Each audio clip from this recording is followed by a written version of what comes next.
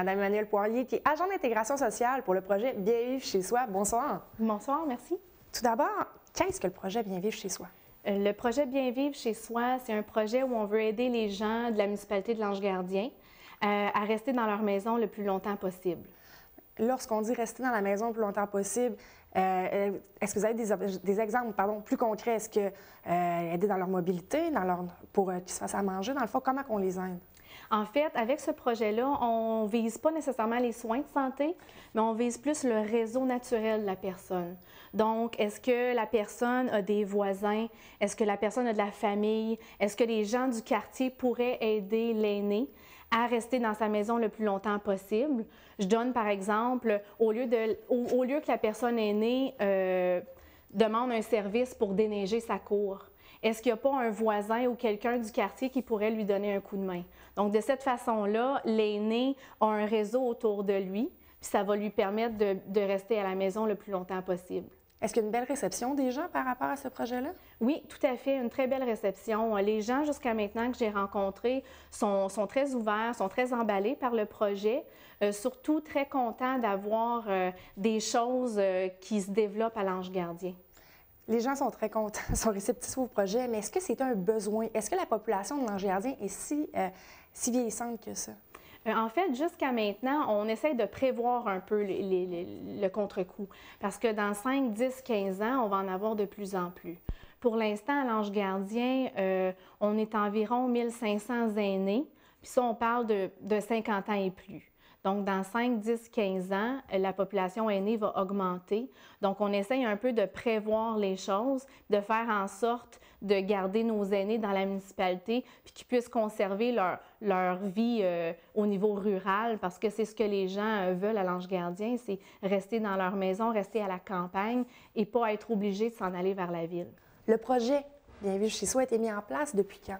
Depuis octobre 2014. Octobre 2014, là, ça veut dire que le réseau qu'on parlait tout à l'heure, le réseau de voisins, c'est pas encore mis en place. On est à quelle étape du projet? En fait, on est encore à l'étape de rencontrer des résidents de l'Ange-Gardien. Donc, je suis encore à la recherche de participants, d'aînés qui voudraient s'impliquer pour le projet. Puis quand je rencontre les gens, donc c'est une visite que je fais, je m'en vais les visiter dans leur maison, on jase, prend un bon café ensemble. Puis à ce moment-là, je discute avec eux de ce qu'ils auraient besoin pour vivre plus longtemps dans leur maison. Puis en même temps, j'évalue un peu le réseau tranquillement avec eux.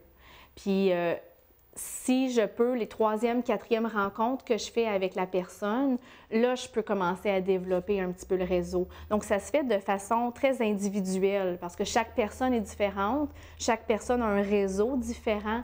Donc, c'est plus graduellement qu'on développe le réseau. OK, c'est ça. Vraiment, le réseau va être spécifique à la personne. C'est pas, exemple, un monsieur qui est à la retraite qui dit « Moi, je vais aider toutes les personnes âgées. » Non, non, c'est vraiment spécifique à la personne que vous rencontrez. Oui, oui. En fait, c'est ça. Ça peut être spécifique à la personne, donc des voisins très près, puis qui peuvent donner un coup de main ou juste aller faire une visite. Cogner à la porte le matin, ça va bien, Monsieur Côté, comment vous vous sentez aujourd'hui?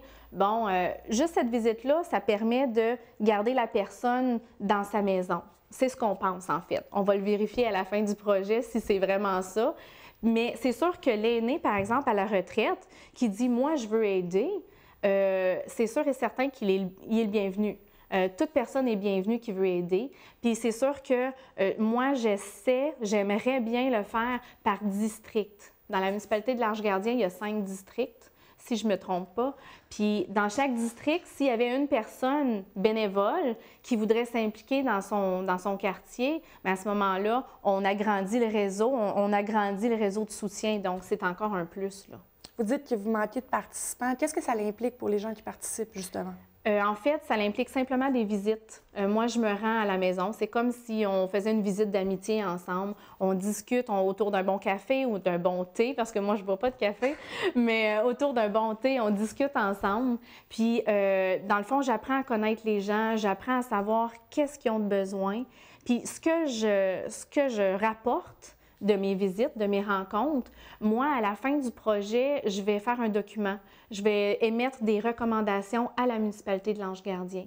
Donc, si je rencontre une personne qui me dit, bien moi, mes besoins, c'est au niveau du transport, ou moi, mes besoins, c'est que je connais personne à l'Ange-Gardien, j'ai pas beaucoup de gens autour de moi, bien à ce moment-là, il y a différents projets qui se font déjà à l'extérieur du Québec, qui pourraient être éventuellement développés dans la municipalité de l'Ange-Gardien. Puis dans le fond, dans ce projet-là, mon rôle est de rencontrer les résidents de l'Ange-Gardien, mais j'ai un rôle aussi de recherche puis d'aller trouver des nouvelles idées pour aider les gens à rester dans leur maison. L'échéancier du projet, c'est laquelle? C'est 1 an. Donc, le projet est basé sur une période d'1 an, mais le 1 an, en fait, c'est plus pour la rencontre avec les gens, puis en même temps, de bâtir l'étude, de bâtir le document qu'on va présenter à la municipalité. Il y a un gros événement qui s'en vient le 4 février prochain, justement, à la municipalité de l'Ange-Gardien. Quel est l'événement? Oui, en fait, c'est un 4 à 7, vin et fromage. Puis la raison de ce 4 à 7-là, c'est à la municipalité même de l'Ange-Gardien. On fait ce 4 à 7-là pour justement faire connaître un peu mieux les services pour les aînés de l'Ange-Gardien. Moi, je me suis rendu compte avec les visites que je fais que les gens de la région savent qu'il y a des organismes à Buckingham ou dans la Petite-Nation, dans ce coin-là, mais ils pensent que les services ne leur conviennent pas, ne sont pas compris, dans le fond, dans le groupe de services. Alors, à ce moment-là, on veut présenter les services qui sont offerts aux résidents de l'Ange-Gardien. Puis, en même temps, on en profite pour présenter le projet Bien vivre chez soi, puis aussi de mobiliser les gens à améliorer la qualité de vie des aînés dans la municipalité. Est-ce qu'on doit s'inscrire pour cet événement-là? Non, on n'a pas besoin de s'inscrire. On peut simplement se présenter le mercredi, dans le fond, à la municipalité de l'Ange-Gardien. En dernier lieu, pour les gens qui nous écoutent, qui voudraient participer, par exemple, le monsieur retraité qui veut s'impliquer également, de quelle manière on peut vous rejoindre? En fait, on peut me rejoindre par téléphone. Est-ce que je le donne? Allez-y. Oui. Alors, c'est au 819-961-4117. C'est mon numéro de téléphone personnel à la maison parce que je travaille de la maison. Alors, ne vous surprenez pas si vous entendez ma petite fille sur le répondeur. C'est normal. C'est normal, c'est son message à elle pour la maison. Alors, on peut me rejoindre à ce numéro-là. C'est plus facile parce que je suis plus souvent à la maison. Parfait, merci beaucoup. Merci, bonne journée.